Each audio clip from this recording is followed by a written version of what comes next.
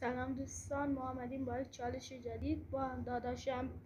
ما این چالش اینطوریه که ما باید حبوبات رو از همدیگه جدا کنیم.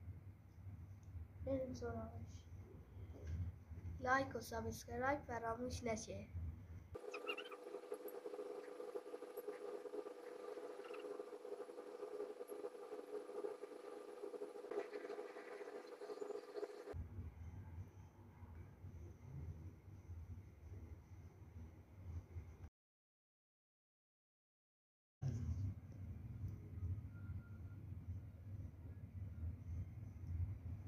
من باختم دوستان.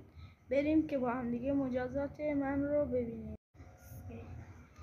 بچه ها مجازات داداشم اینه که 15 ثانیه سرشو بذاره تو آب یخ. 1 2